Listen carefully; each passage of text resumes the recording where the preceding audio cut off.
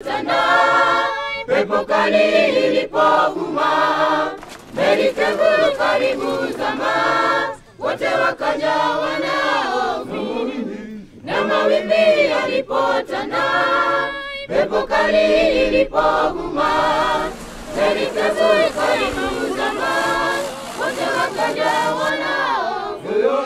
Nena na milima, nena ni nami, nena ni nami.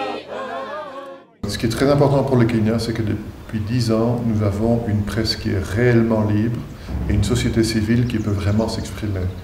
La lutte contre la corruption est plus que jamais une priorité dans l'esprit des Kenyans eux-mêmes. La liberté et la possibilité d'avoir un vrai dialogue et une vraie discussion politique est là.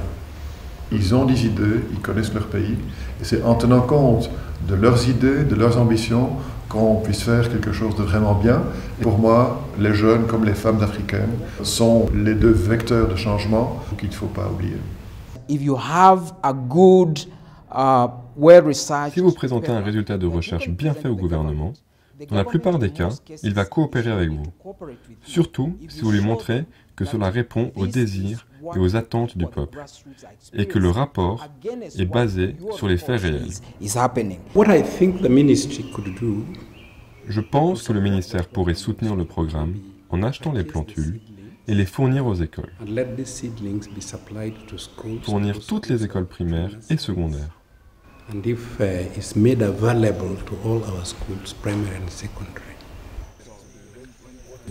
When this project goes and continues, si ce projet continue à s'étendre en Afrique, la vie en Afrique deviendra la même qu'en Europe.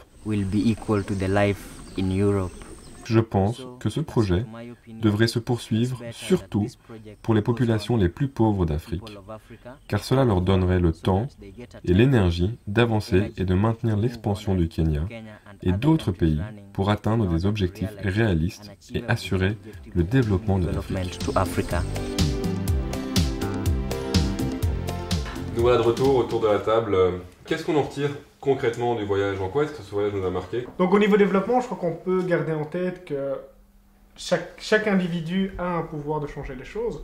Peut-être que le docteur Arruda avait une belle équipe à ses côtés et a reçu l'aide où il fallait, mais il a réussi à prendre une idée qu'il avait reçue et la développer dans différentes écoles envers des enfants qui les ont à leur tour partagés dans leur village. J'ai vraiment été très impressionnée par ces jeunes, la manière dont ils ont embrayé dans le projet, etc., dont ils se sentaient vraiment concernés par l'avenir de leur pays et puis l'éradication de la malaria.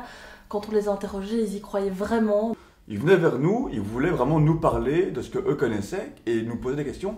Alors qu'est-ce que vous, comment ça se passe en Europe et qu'est-ce que vous ressentez en revenant ici et pourquoi est-ce que vous êtes là, qu'est-ce que vous venez faire ici et est-ce qu'on peut avoir une relation par rapport au projet ensemble?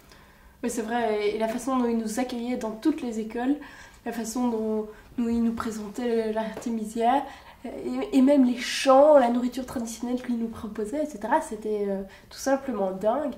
Concernant la plante artémisia, je pense qu'en tout cas on a fait d'énormes avancées dans cette matière et donc je pense que c'est un produit d'avenir, en tout cas pour le pays, non seulement pour les populations locales mais aussi pour le pays et pour l'Afrique et pour peut-être le reste du monde. En Afrique, il y a le potentiel de se développer et il faut écouter les voix africaines se lever plutôt que décider pour eux, comme l'a dit. Ils sont assez motivés pour faire changer les choses dans leur pays et qu'il y a moyen.